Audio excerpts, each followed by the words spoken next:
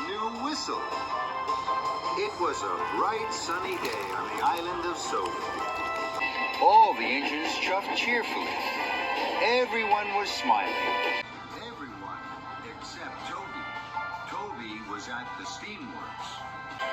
Toby's bell had stopped working. It was covered in rust and it didn't clang and chime anymore. It had to stay in the steamworks to be clean.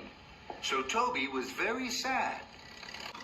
Victor didn't have another bell for Toby, so he had to be fitted with a new steam whistle. Easy does it, Kevin, my friend. Left a little? No. Right a little?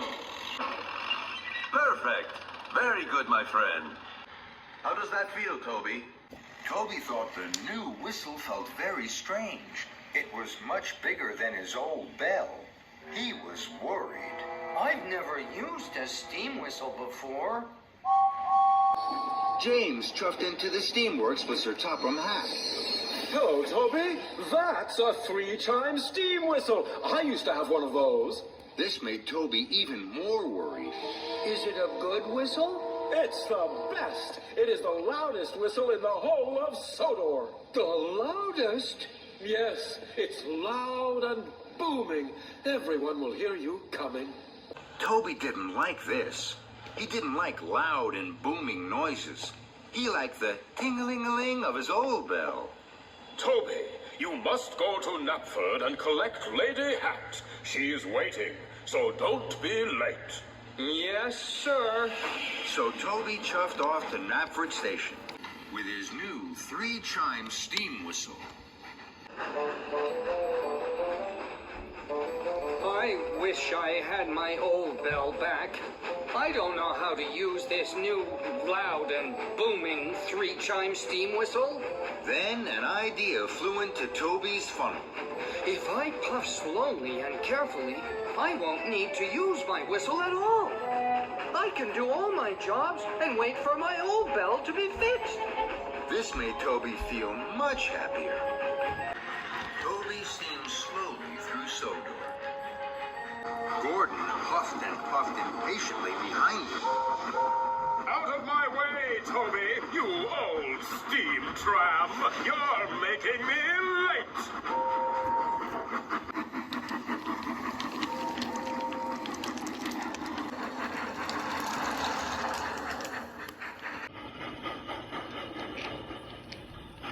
Later, some cows were on the tracks in front of Toby. He couldn't puff past them. Go away, cows, please. I need to chuff through. But the cows didn't take any notice of Toby. They didn't move. They were too busy mooing and chewing. Toby knew what he needed to do. He needed to blow his new steam whistle, but Toby was scared. I don't want to use this new 3-chime steam whistle. I wish I had my little bell back. Then another idea flew into Toby's funnel. I know what I can do. I'll get help. So, Toby reversed down the track to find help. Some farm workers were working in the field. Excuse me. Hello? Hello? The farm workers didn't hear Toby. Toby blew steam and rattled his rods. But the farm workers still didn't hear Toby. They were too far away. Bust my buffers. They can't hear me. Toby knew he should use his new steam whistle, but he was still too scared. I wish I had my little bell back. So Toby puffed on. Somewhere he had to find help. But Toby couldn't find anybody to help him.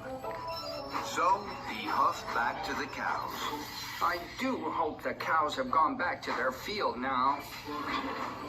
But the cows hadn't gone back to their field.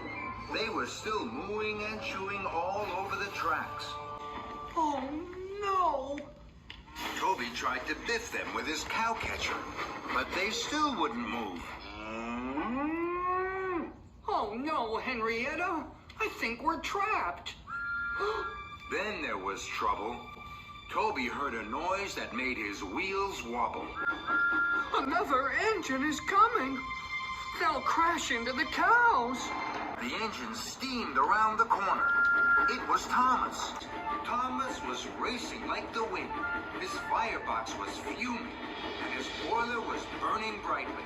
I have to tell Thomas about the cows. I'll have to use this new whistle. Toby closed his eyes. His firebox flared. Steam blew into his new three-chime steam whistle. It was the loudest whistle anyone had ever heard on Sodor. What was that? It was a three-chime steam whistle. They're the best whistles ever. I wonder who blew that. Thomas heard the three-chime steam whistle. Cinders and ashes. I must stop. He applied his brakes. Thomas screeched and skidded. Sparks flew and tracks trembled. Toby didn't dare look. Phew. Thank you, Toby. Your whistle told me there was trouble ahead. Toby felt very proud. I'm pleased I used my three-chime steam whistle.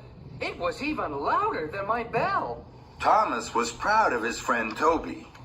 Together, with their whistles and wish, Toby and Thomas moved the cows from the track. Then, Toby remembered Lady Hat. Fizzling fireboxes. I've forgotten all about Lady Hat. She's waiting for me at Knapford. I must puff faster than Gordon to chuff there on time. Don't worry, Toby. I'll puff with you. We're sure to make it together. Thomas and Toby puffed and puffed toward Knapford Station. Suddenly, Sir Topham Hatt arrived. He was very cross. Toby, Lady Hat waited for a very long time. Now Gordon is taking her home. Toby was upset. He knew he hadn't been a really useful engine. I'm sorry, sir. Then, Toby stopped. He saw something ahead.